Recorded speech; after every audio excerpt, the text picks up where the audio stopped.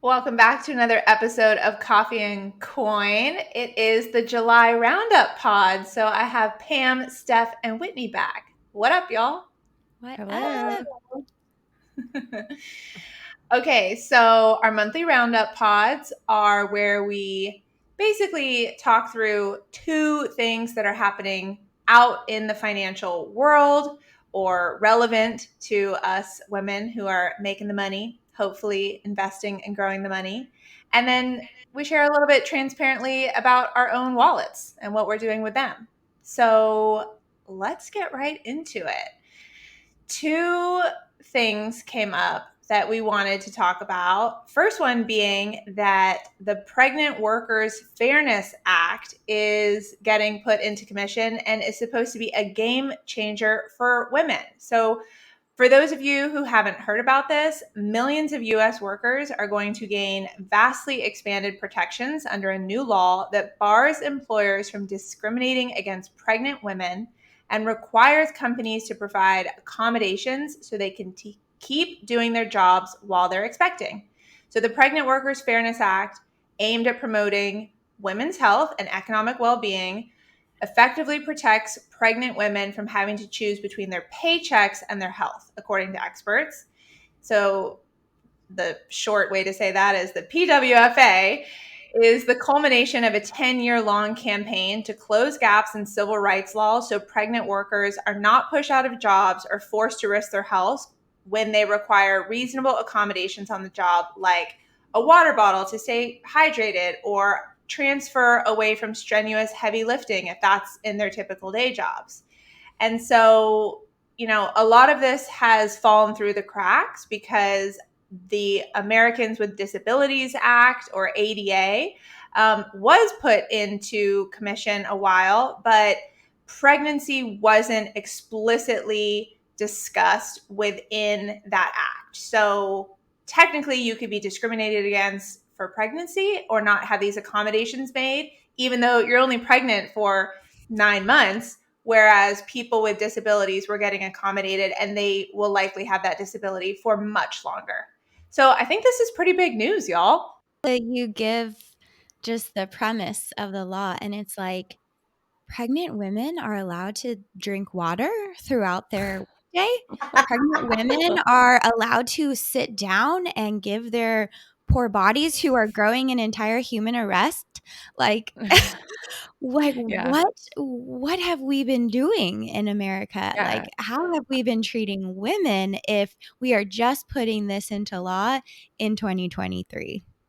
Yeah. I've not been keyed in on pregnant women's rights. And just reading this made me realize how dreadfully far behind we are and how the just basic rights weren't being recognized. And, this is a good step, I guess, but I didn't realize we hadn't taken this step. And so just knowing that this is now in action, which is amazing, but like, are you serious? It wasn't Yeah. before. Yeah, I mean, Yeah. it's crazy to think that these accommodations are really not a big deal. We're talking access to more water, more flexible hours, closer parking, additional bathroom breaks, abilities to just take breaks. So if you have a standing job, being able to sit down, if you have a sitting job, being able to stand up. As someone who was recently pregnant, I have a desk job and I was really having to be good about standing up because my whole body, like my legs would go numb just from the pressure of the weight sitting on my lap.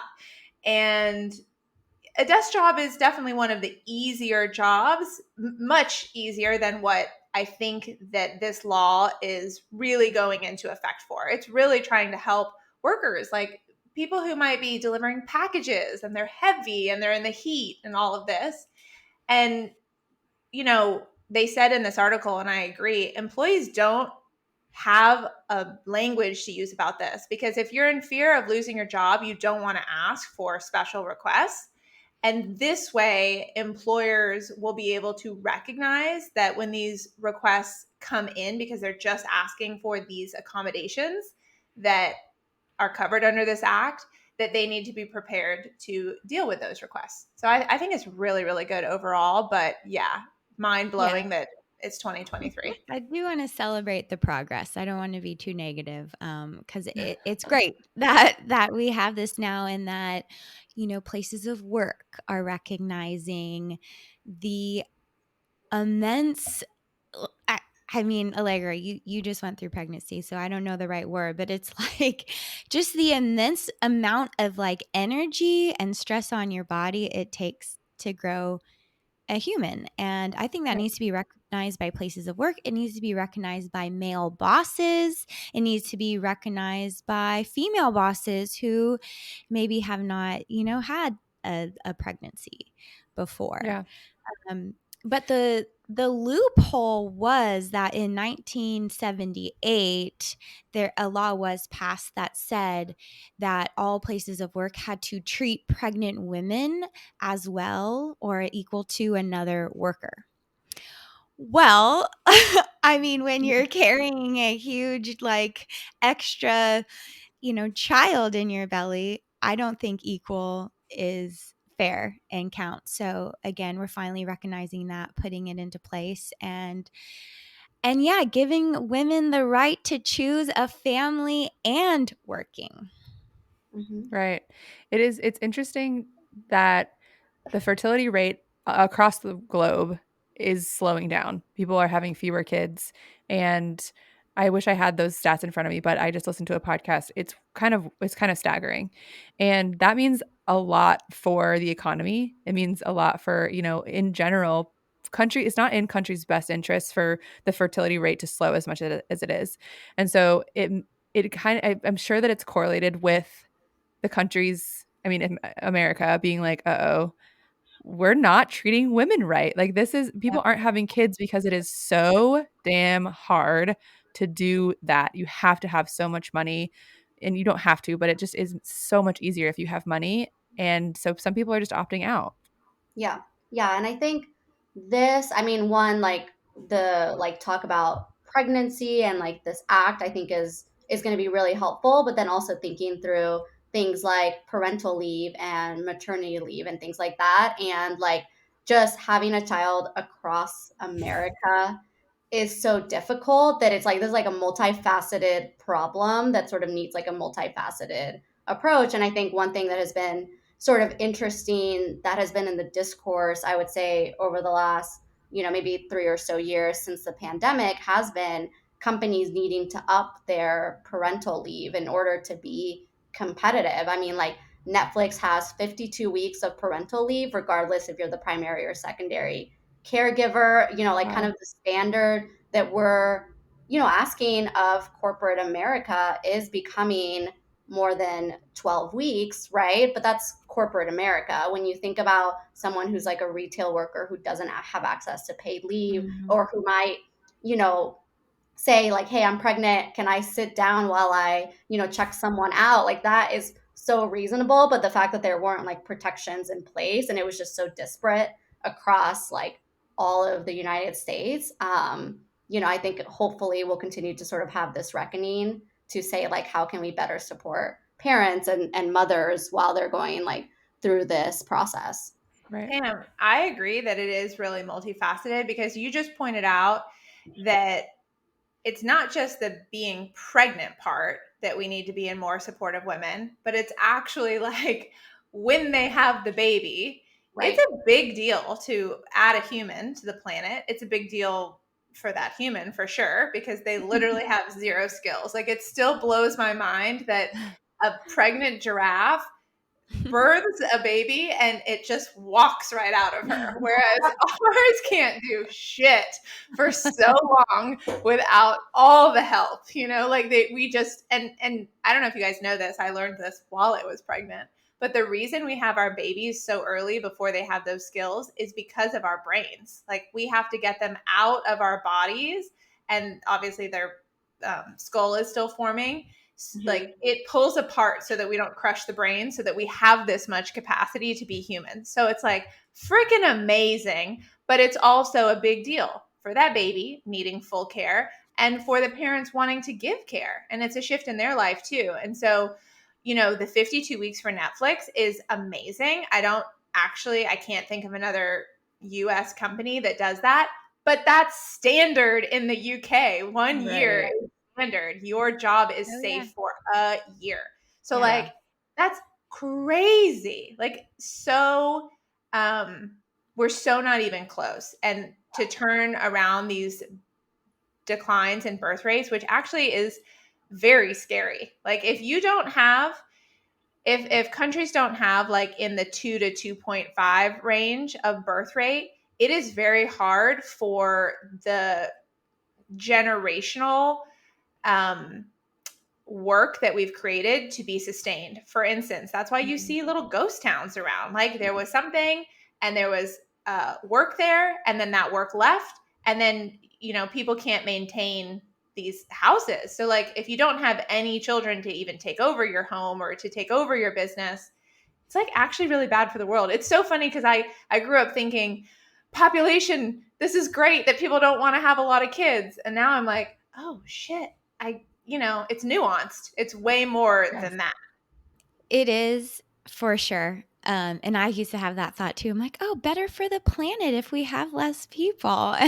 Like now I'm like, okay, from an economy perspective and a human race perspective, I see the issues there.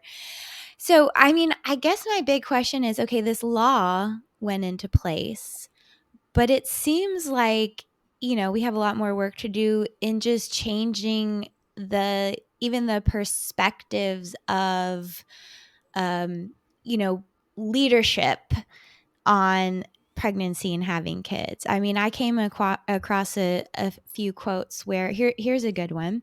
When I disclosed my pregnancy to leadership, one of the execs told me it's a bit disappointing that I wouldn't be focusing on my career anymore, but he understood because that's what girls do. So I guess it's like, do you think the putting these kinds of laws in place is actually going to change the mindset of our business leaders? No.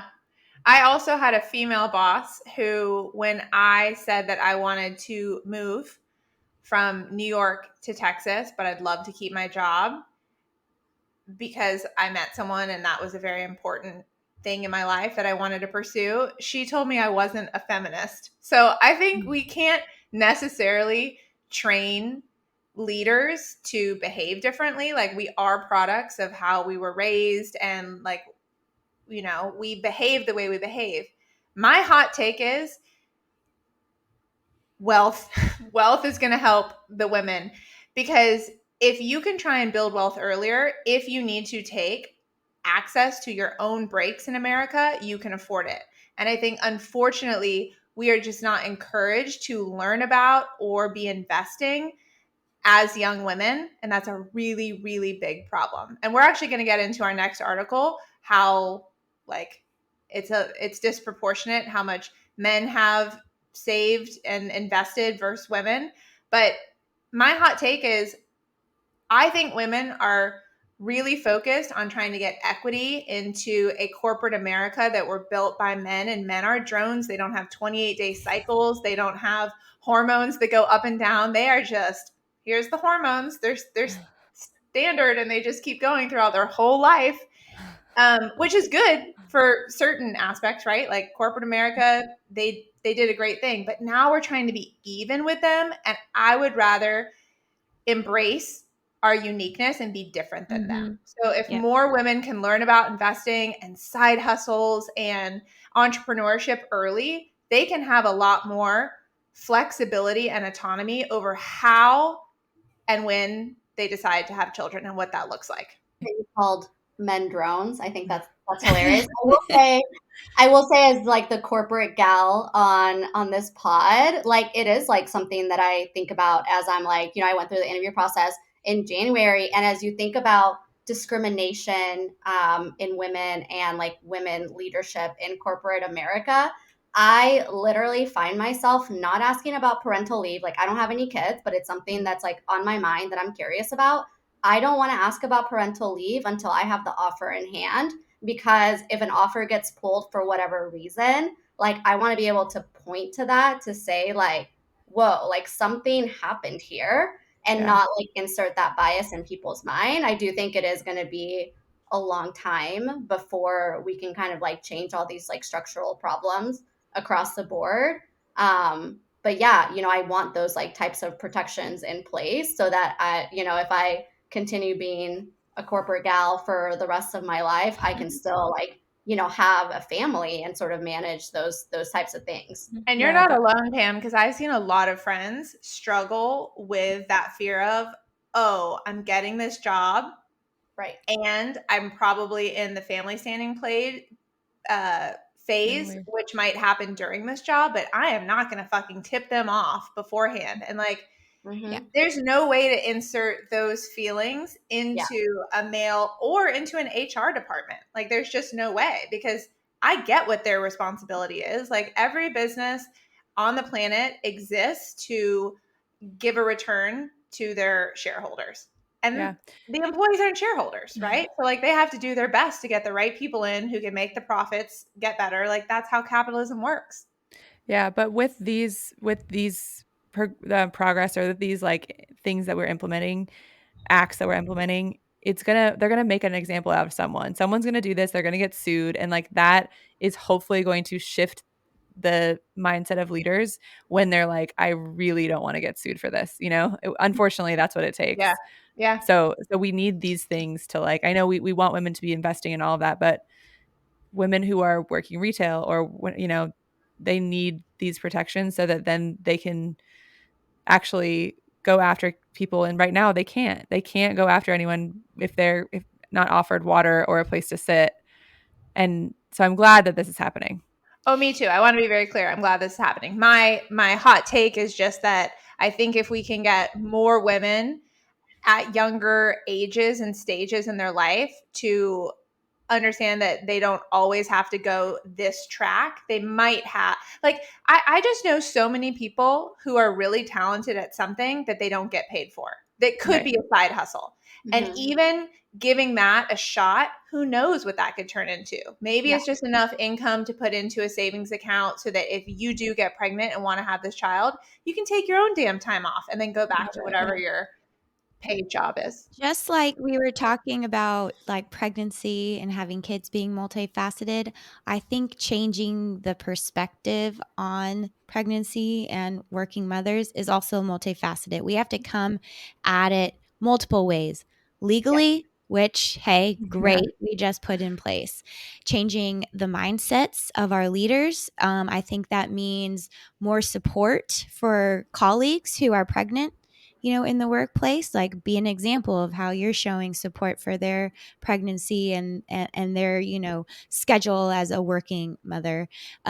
More women in leadership roles who are encouraging of families. I've worked at a number of companies more on the startup side that a official and beneficial maternity leave was not put in place until like the head of HR got pregnant.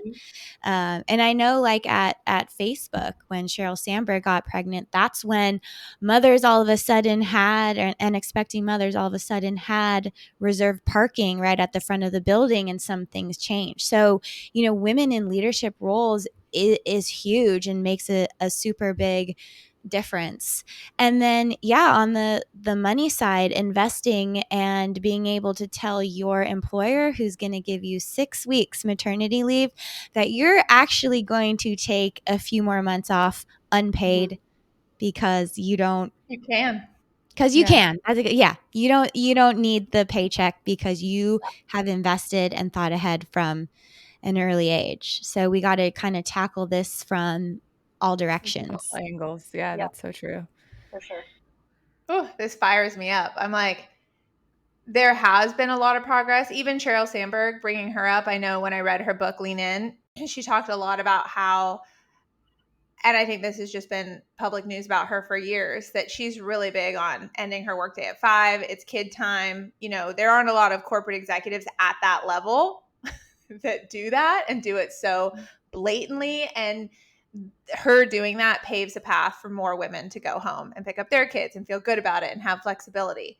And like, having kids in the typical 9 to 5 corporate America that men created is not that easy for kids. their school doesn't go till 5. It's really it's multifaceted. So I hope that we're firing up listeners and you all can do what you can, whether you're a lady boss or a mom or someone who wants to be a mom or someone who just wants to be in support of moms. Like, do what you can in the little ways. We need it.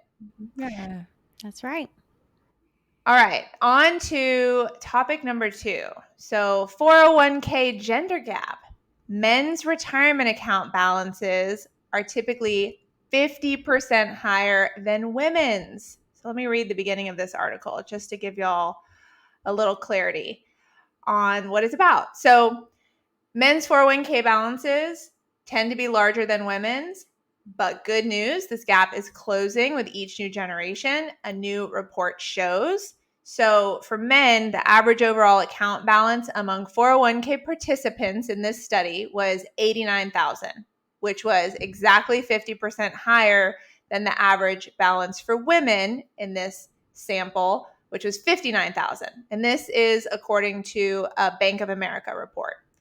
And then Vanguard did one that was quite similar earlier this month, finding that men's balances are 43% higher than women's in their sample. So either way, we know it's bigger and it's problematic. I know that we are working on closing the gender pay gap, but one of the things I'm constantly shouting about from my desk is the investing gap. It's much worse. And the reason that it's much worse and it affects us much more is because we often think that our income is the most important part of our wealth building, but really it's what we do with that income. Like I always say, it does not matter what you make, it matters what you keep and how you grow it.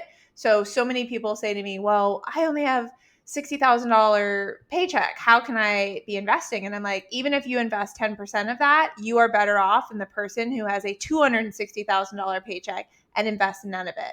So there's just this, we just need to distinguish the difference between like income and then investing it. And so in this article, it wasn't surprising to me at all that women's balances were lower. I think that yes, it is definitely because of the pay gap. That is real. We got to close it. But it's also because of the confidence gap. If women don't feel like they understand investing or how to be doing it, or they don't have community around it, a lot of times they get those 401ks set up because that is your company's responsibility to let you know about this option and HR to give you the information on it. But it's a DIY account. Like you got to set it up. You got to turn on your contributions. You got to pick out your investment selections. And even if you set it up and do put money into it, if you don't make those selections, oftentimes your money is just going into a money market account. It's not actually invested. So I think that it's a few things. Men make more.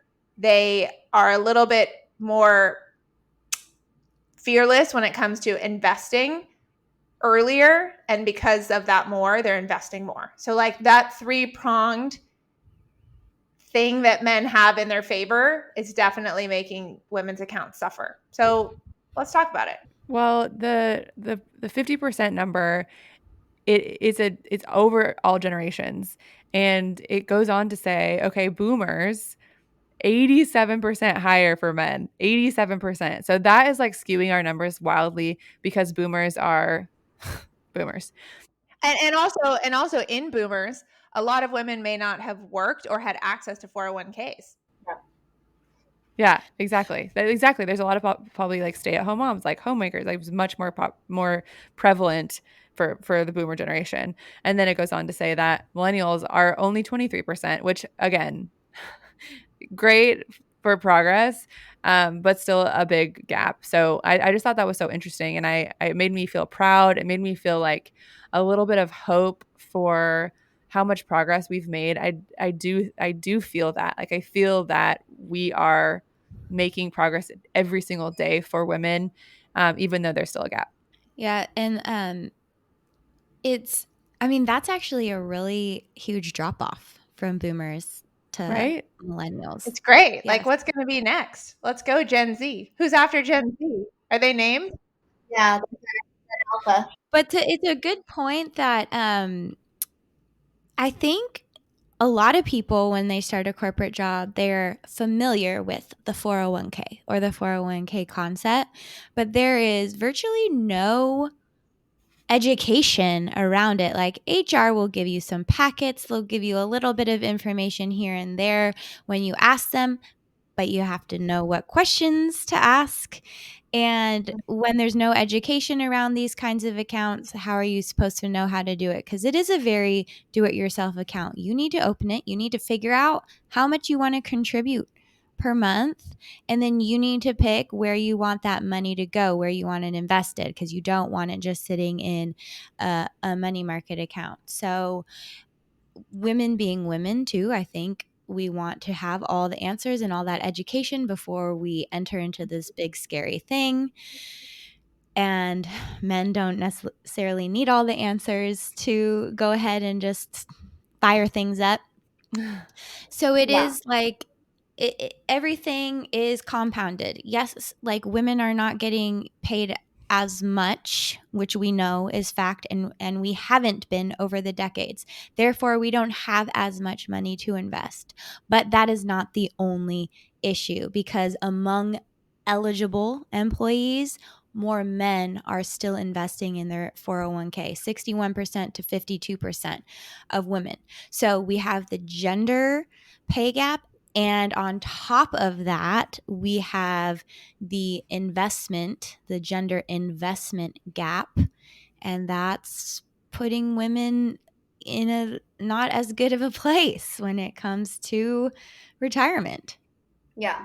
And I also think these types of, I mean, you just have to be like on top of it. You know, like how many stories do we hear, especially women going through the wealth circle of they set up their 401k and then it's just been sitting like in a money market account because that's like the like default account, right? And it's not in an indexed fund or anything like that. For example, I just recently rolled over one of my old 401ks into my IRA, and I had just been waiting. Like the rollover process is so much more manual than I think it should be. But I was just, took like 6 weeks for it to cash out and then like roll into the IRA. And then by the time I like checked my account and saw that it had hit, it was sitting in a money market account. Like it wasn't invested, even though like I had been having my rollover IRA with Vanguard for like years now and investing in an index fund. So like I had to like do that extra step to make sure that it was invested so that I'm not sitting out of the market even for like a month or two. But I Right. was just thinking through just like how complicated it can feel, and you really do have to be on top of it. So what is all your advice for women in who have a 401k plan that they're offered, and they're maybe a little intimidated? Like, how do we get over this hump?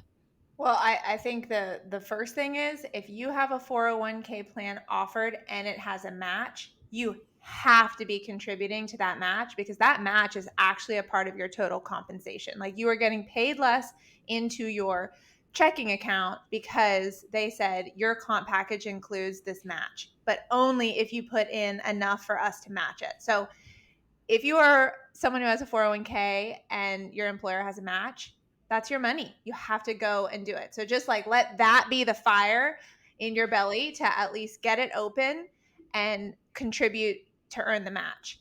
But even women who have 401ks that their employers don't have a match, it's still such a great tax advantage account to utilize that you should just open it, even if you're contributing 5, 10, $20 a month, just to see the experience of what it's like to invest. This is such a safe, awesome opportunity to trial investing. And like investing, you don't get better at unless you get experience with. So yes, it is clunky, and I don't know who your company uses as their financial institution for the 401k provider. There is a range, right? Like let's hope it's something that is in 2023 fashion and can decently have a website that's not awful to look at, like a Fidelity or Vanguard, but it might be a no-name company. That's fine. Just go put your money in and then make sure it gets actually invested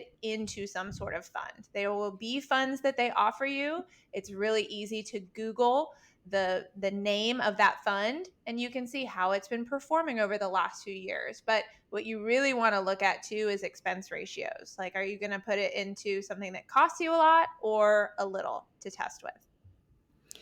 Here's Yeah. my advice too, because Allegra, like, yes, all good points. I understand my company has a match. I need to do it. I need to look for low expense ratios, but I've never done this before. I'm still intimidated. Like, still, what do I do?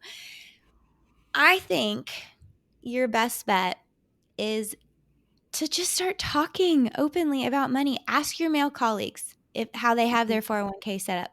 What are they invested in? I can almost promise you they will have no problem telling you how they set up their 401k and what they're invested in and what their investment philosophy is, and just like, and just let them go and absorb all that information. Or maybe you've identified like a female coworker who's pretty money savvy, and why don't you take her out to lunch and ask her how she set up her 401k. I kind of made myself known as that person when I was working in corporate offices, as like a, hey, if you have a 401k question, come on over and ask me. I love to talk about it. I love to hear your questions. I'd love to help you get it set up. And so it was fun kind of making a name for myself as like the go-to resource for people who didn't understand how these retirement plans work. So then, you learn, you do it yourself, you get good at it, and you go return the favor by helping others set up their 401ks. I Yeah. actually, Whitney, I agree with you because I have heard so many stories of women saying, like, I didn't really know what to do. And then I heard a male colleague talking about his, and I was just kind of like, hey, I like set mine up, but I'm not really sure. Can you tell me what you've done? And to the point where like guys have sat with women and helped them like pull it up and figure it out, which is amazing. My only concern for this new modern remote world we live in is how easy even that is to sit at a computer side by side with someone.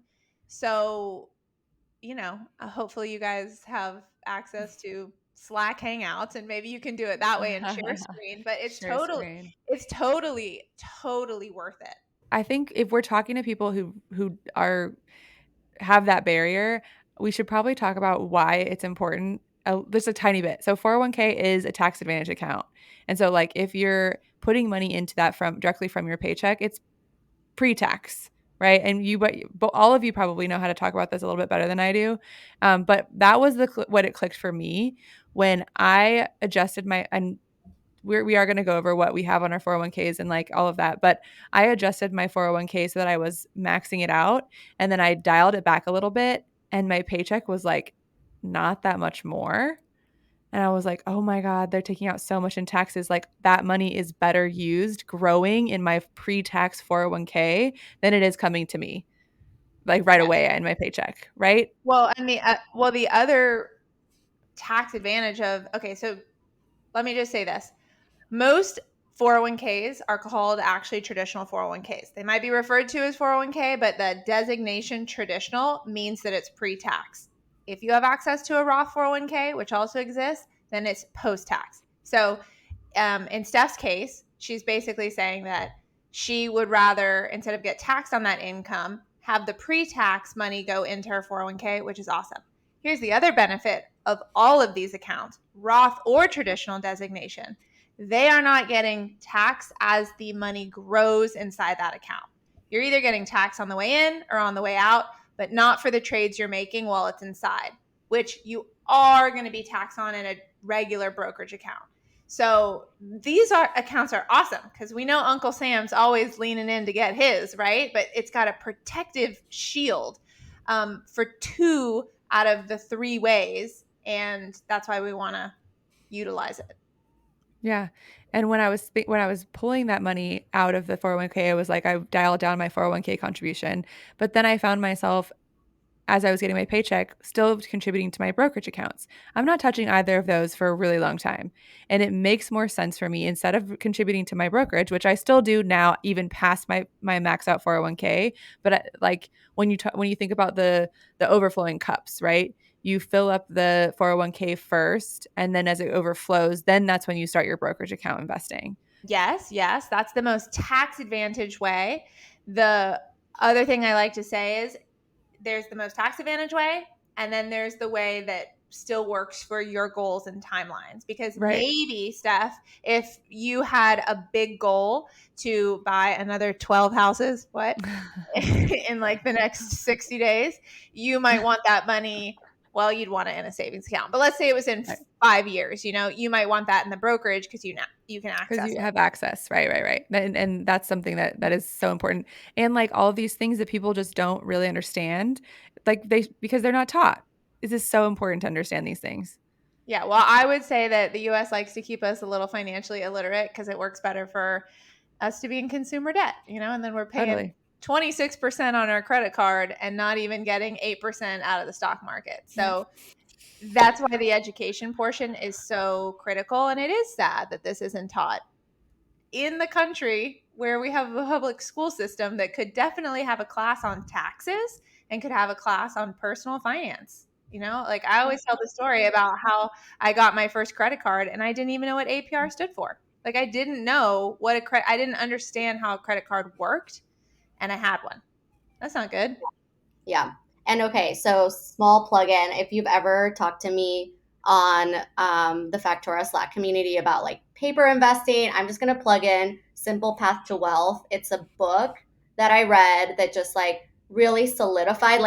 It's so short. You can listen to it on audiobook, that really solidified what I wanted to invest in for my 401k. And to me, I know it can feel intimidating, but that is just like the baseline knowledge that you can have to literally start investing in your 401k tomorrow and feel really confident in your strategy, even if you don't want to be like, I'm going to pick stocks or I'm going to pick things like that. Like, would highly recommend that Is book. that the Jim Collins book?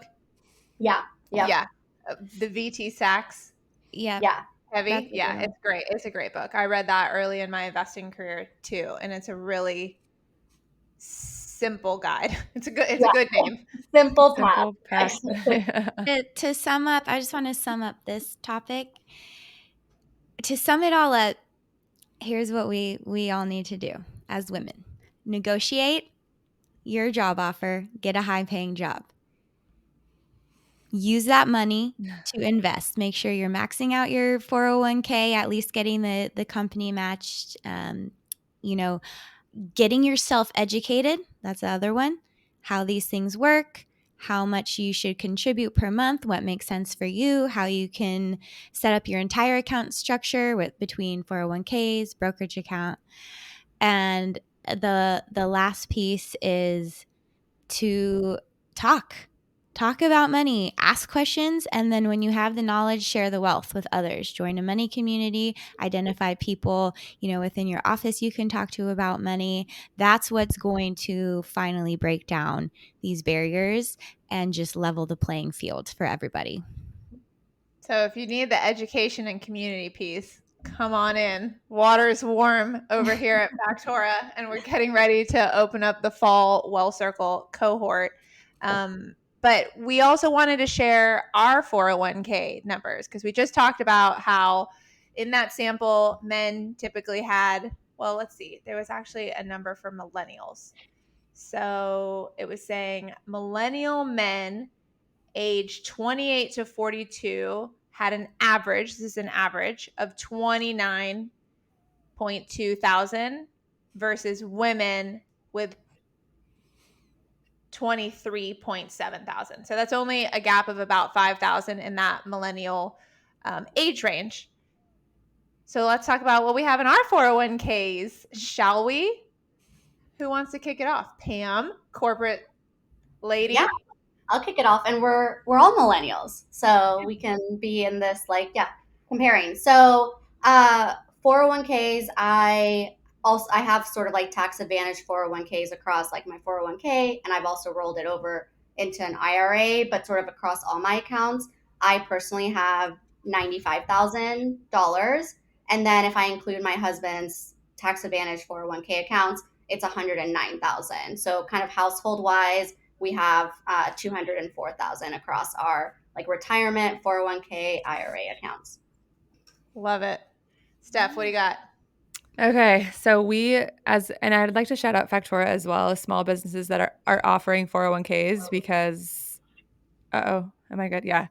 Because that is hard and we did it in 2021. And so I got my very first 401k in 2021. I had a 203B, 403B, I believe, in Okay. teaching. It was a state, the teacher's retirement account. And I rolled that over and I bought a commercial building with it.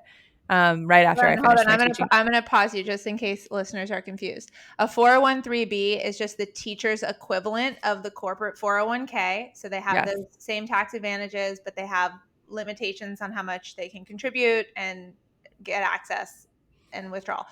But Yeah. what she's also saying, and this is something really, really cool that a lot of people don't know about, is that if you roll over into certain types of IRAs, you can actually use the rollover an old 401k like account. Hers was a 403B into an IRA, which just stands for individual retirement account, which anyone can leave any job. And when you do that, you can no longer contribute to that old account, but you can roll it over into this personal IRA and manage it from there and have a lot more just investment access because the old institution might have limited options, but you can pick your own institution and manage it.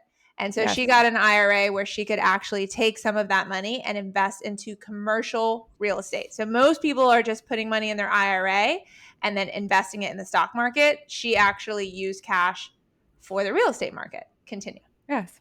Yes. So that was about 25,000. I mean, when I say that I knew nothing, I like really knew nothing. And so contributing to that, it was like autopilot. I had no idea what was happening. Someone came and sold me this awful Roth IRA that was like 1%. It was just terrible. So I still have about $10,000 in a Roth IRA, but right after I stopped teaching, I started making too much to contribute to a Roth IRA. So there are income limits on Roths. So I'm not able to contribute to that anymore. But now that I have my 401k, my 401k is at 50k now. And because I maxed it out 2021, 2022, and like part of 2021. So I'm truly trying to focus on maxing it out so that I can catch up because I'm behind. So what do you have in there? 50k in my 401k, 10k in my Roth. So I in retirement accounts, not counting my brokerage accounts, I have about 60k. Awesome. There's Okay. no such thing as behind unless you're not Yeah, doing any investing at all. exactly. Exactly. I'll go next before Whitney slams us with her giant numbers. Oh, I know. no. So I had a 401k early in my career working at the Estee Lauder companies. I cashed out of it to start my first business, which then proceeded to fail. Got whacked with like a 40% tax penalty for doing that. I had no idea what I was doing, but it was the only place I had a large sum of money. So I grabbed it. Well, half of it. It's probably the reason I went on to create Factora so that women could know this stuff because I just didn't. I could do like a whole bloopers account on like the financial idiocracy that was Allegra trying to live with money in her 20s. But I did not have access to another 401k until I started one for Factora in 2022. I worked in all startups. None of them even attempted to offer a 401k, which is really crazy when you actually think about their series raises and how much money they have. Factora has not ever raised money from investors, and yet we teach wealth building. So we practice what we preach and give women access to this. So in that 401k of mine, which I have not been maxing out, I have 13,700. Steph, before this episode, was like, "Oh, so little. How come?" And I'm like, "Well, hello. I bought a house with you last year. I was using the money for that." But anyways, back to goals and timelines. No shame. No, trust me, I don't have any. And then for our household, we have 98,000 in our tax advantage retirement accounts. All right, Whitney, Hit us with the Ooh. big numbers. Uh, By the way, for this new is right. listeners, Whitney is our resident stock market investor who somehow got the message to be investing in the stock market in her 20s with her first job, basically first paycheck. She was doing the damn thing and got to take advantage of the longest bull market in history. And here are her numbers. Okay, so I mean, I mean, okay, I loved investing in the stock market. So every new job, first thing, get that 401k going, get that match, try to max it out if I could.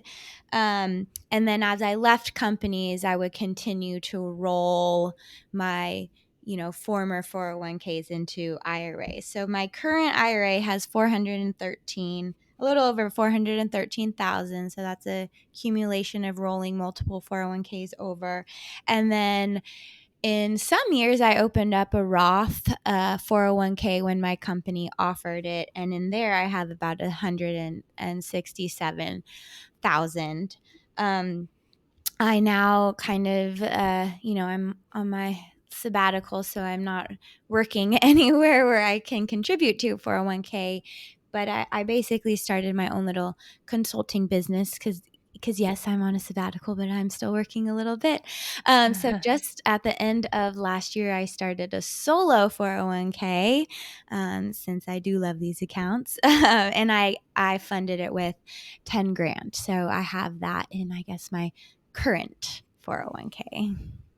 I love it. And I don't think we said this before we introduced our 401ks, but 401ks annually have a max that you can contribute to. So every time we talked about maxing it out, we're talking about filling it all the way. And so in 2023, that's $22,500. I think last year it might have been 500 less. They kind of just go up in increments.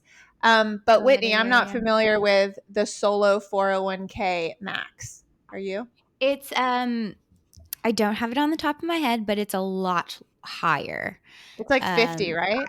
I think it's around 50,000. Yeah. So yeah, it's a lot harder to hit that max in a year than like your traditional 401k that your company's going to offer you. Yeah. And then when we were talking about the IRAs, so you can always roll over however much is in a 401k or a like account at a former employer into an IRA. Like it doesn't matter what total is going in, but if you are in addition contributing to an IRA, Roth or traditional in an annual year, for 2023, it's 6,500.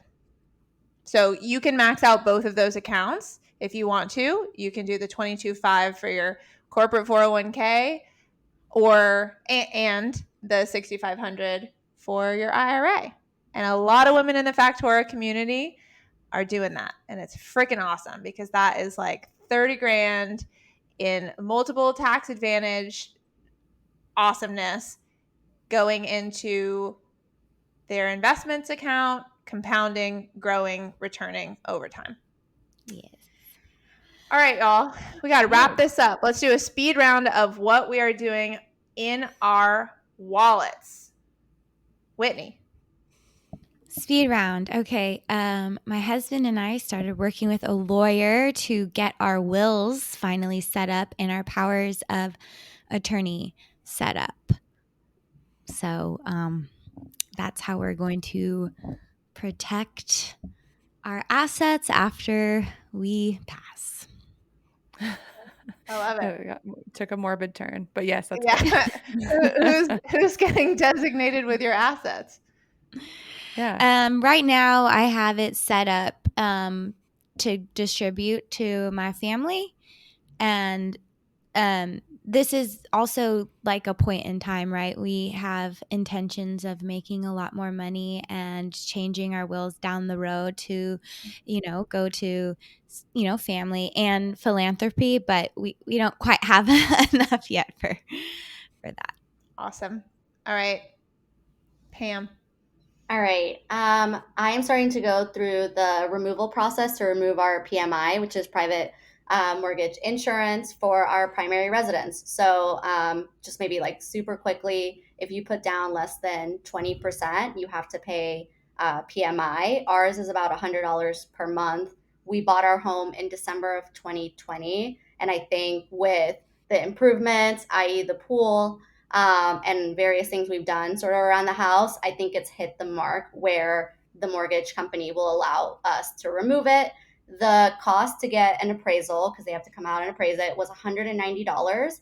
And then it will save us about $100 a month for the rest of the mortgage lifetime. And so, you have a 30-year loan on that property? 30-year loan. So like 27 more years of $100 a month. Yeah, it's a lot. It's It's a a lot. good savings.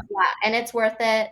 So that happened this week. They came out, took some pictures. So fingers crossed we get a good number back. That's awesome. Okay. Congrats. Steph, We are, as our family business, we're wrapping up. Renovation should be done mid-August. Lots of bumps hit, of course, more expensive than we thought, but classic stuff. That will be 3 more doors once it's done. So that's really fun. And then we are investing in brand awareness with our office building. We're renovating right now. We are renting commercially in our company, and that's our first time. So it's painful for me to renovate something I do not own, but it will legitimize us as a business, and we'll grow our brand awareness. So I'm fine. if y'all are in Austin, get ready because the open house Austin office is going to look so fly. And don't worry, we'll be doing some Factora events there. Yes. Okay, Allegra, you go.